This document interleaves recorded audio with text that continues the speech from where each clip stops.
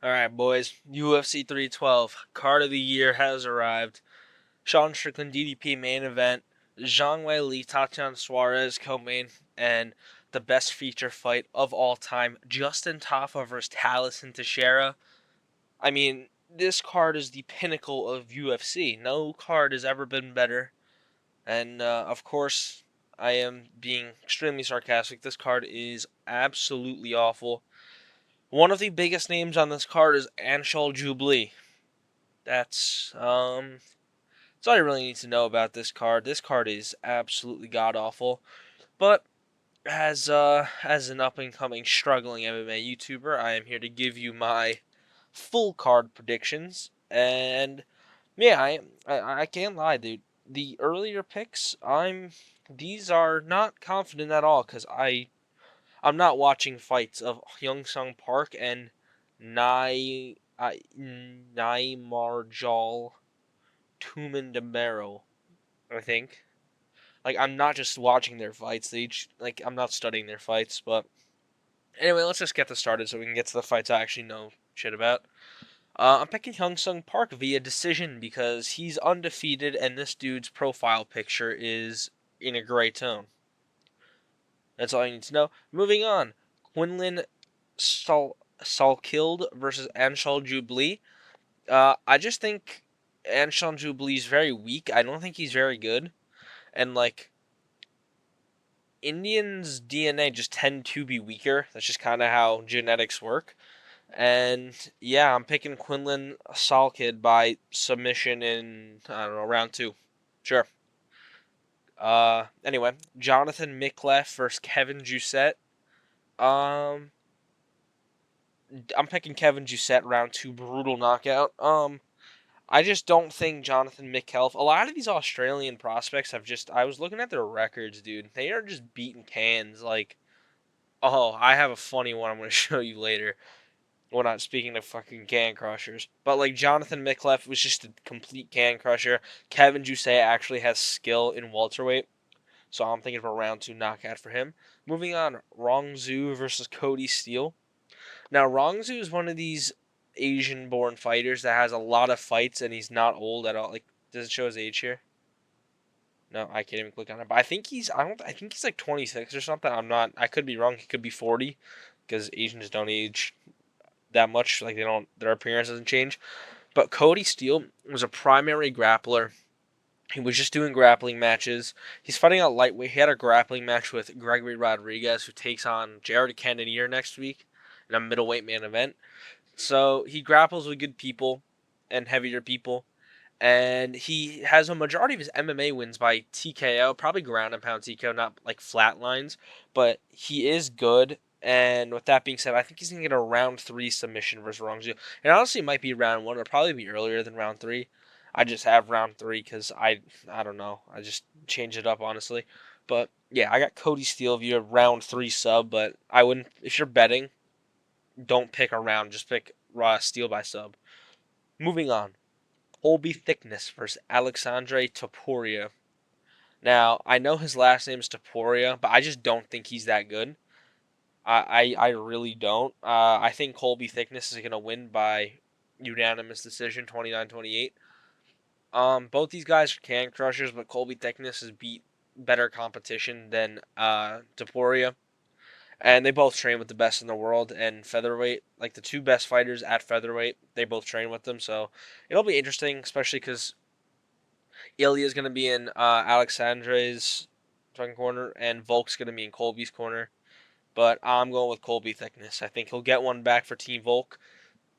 And yeah, moving on. Wang Kong versus Bruno Brazil. I see Wang Kong's a minus 470 favorite. With that being said, Bruno Brazil is going to win by decision. Wang Kong got submitted by an absolute nobody, like a can. And I know who Bruno Brazil is. And I think she's just better on the ground. But I think Wang Kong's going to improve submission defense. But I feel like Bruno Brazil is going to be able to evade the strikes of Wang Kong and just take her down and blob her way to his decision. I think Bruno Brazil's coming up from strawweight for this fight. So it'll be a little harder to take down Wang Kong, who'll be a little stronger, but they say lighter man skill, lighter woman skill. Not that there's much skill at all in women's fighting. No offense, just kind of how it is. But I think Bruna Brazil is going to be able to outpoint Wang Kong, be a little bit faster, get a takedown, and just, like I said, blob her way to a decision. So I think plus 360 is great value for a bet on Bruna Brazil. And yeah, moving on. Tom Nolan versus Vyacheslav Borashev. I'm picking Vyacheslav Borashev via knockout, brutal round one knockout. Tom Nolan had a decently close fight with Alex Ray. In terms of how much of a blowout this fight should have been, Tom Nolan's fight with Alex Reyes, who hadn't fought in 4 years, I think, is something crazy, some crazy left, or once in 4 years. It's absolutely insane that fight was even close. I think Borashev is going to brutalize Tom Nolan, and it won't even be close. Because Vyacheslav Borashev's actually, I know he's 8-4, but he's better than his record. And he's like the gatekeeper for the top third. He's the gatekeeper to see if you can hang with the bottom of the anywhere from 15 to 30. So yeah, Vyacheslav Borashev, knockout round one. Moving on, Jack Jenkins versus Gabriel Santos. I'm gonna go with Jack Jenkins by decision. I think he's actually pretty good, and I don't know. I'm also just picking the Australian guy because I feel like more Australians will win than not, and I just think he's gonna beat Gabriel Santos. I don't really have much reason for it because Jack Jenkins. I think he's kind of like a win. No, he's 1-4 loss when his only loss was to Chepe Mariscal, and I think that's when he broke his arm. It wasn't even a crazy win by him. He's coming off a win over Herbert Burns, and Gabriel Santos. Why is he such a big favorite? He lost to Lerone Murphy and David Onama, and he's coming off a win over who the hell are you? Yiza. I think the guy that won Road to UFC. That's who this is. But yeah, I just don't get why Gabriel Santos is a minus 238 favorite. I feel like Jack Jenkins will have a decently easy time winning a decision. Probably just by outpointing him on the feet, keeping him at range.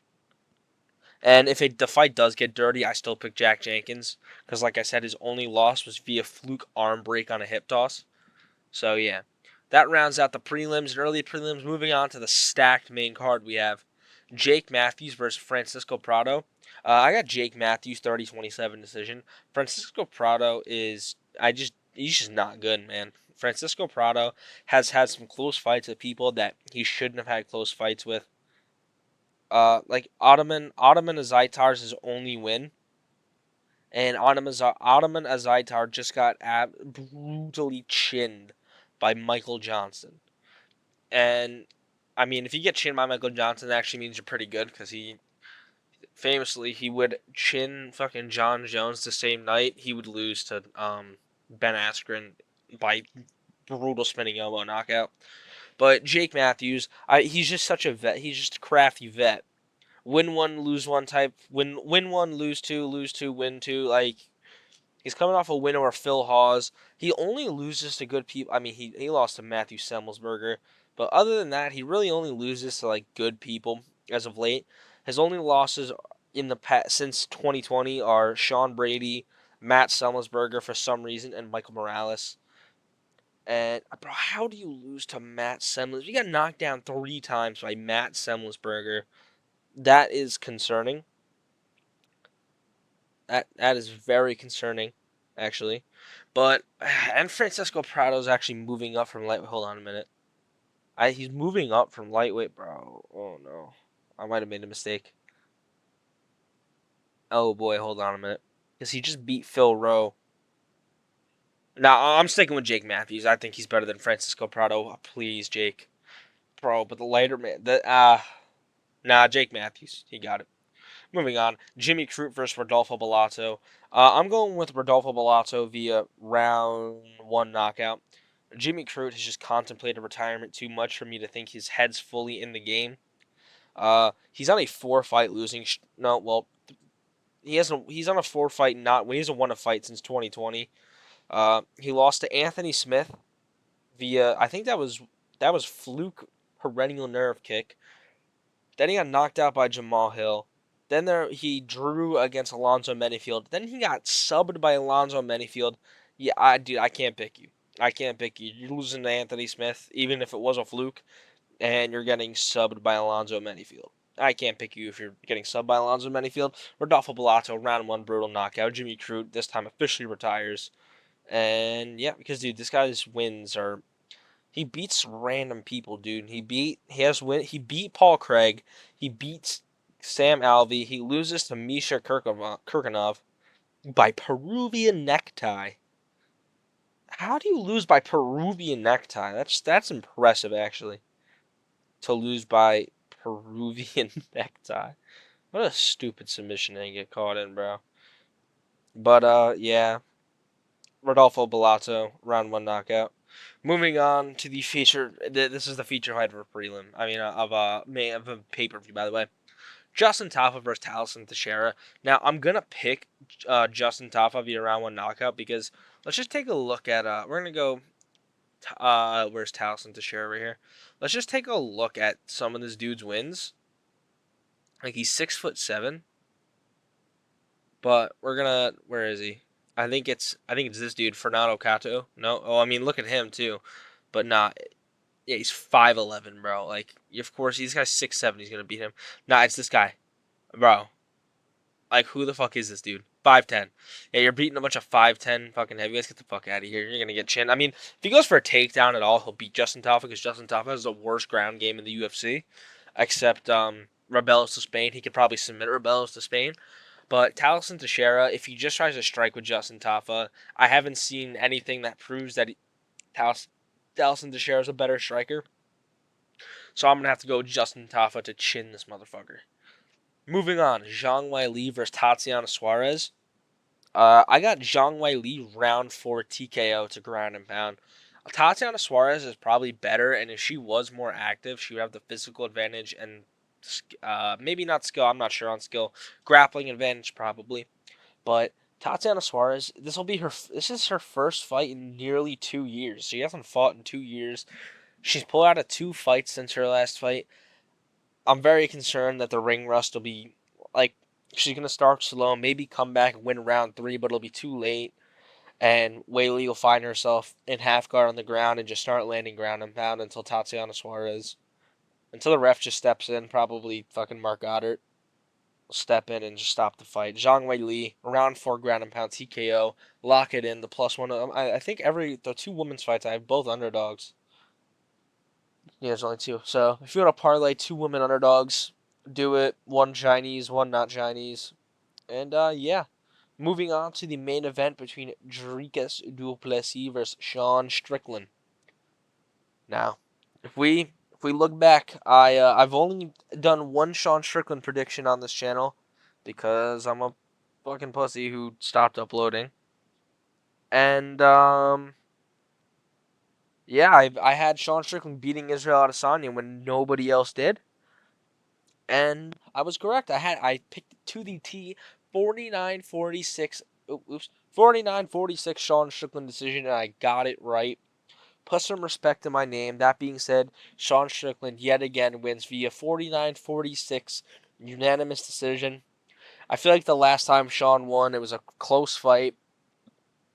But alright, so Sean Strickland, the underrated part of his game is he's a pretty smart fighter. For how stupid he is, he's a smart fighter.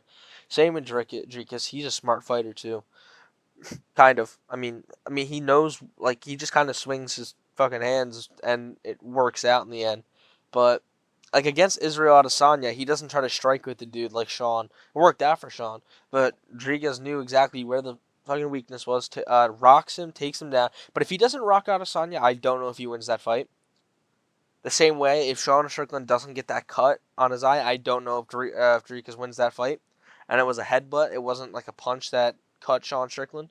So unless Dricus randomly chins Sean Strickland or gets another cut or something stupid happens, if it's just a completely normal fight where no abnormal things happen, Sean Strickland's gonna win.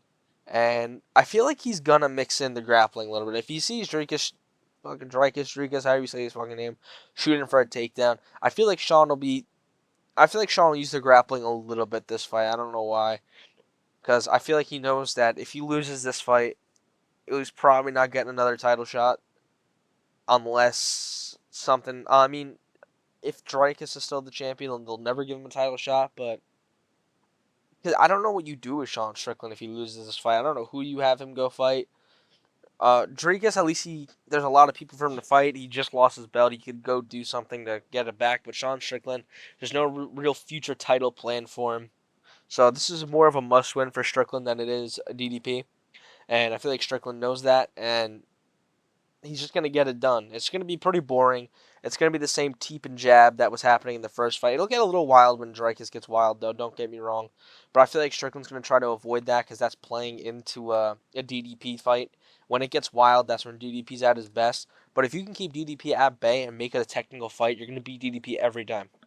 So, yeah, I got Strickland 49-46 decision.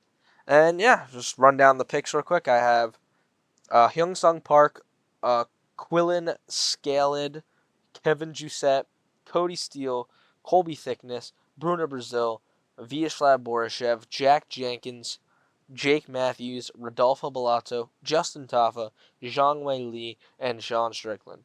And winner of this is going to fight Shimaev. So, yeah, that's all I really got for you guys. This is my full card predictions. Let me know if what you agree with, what you disagree with in the comments below. Follow all my socials, links in the description.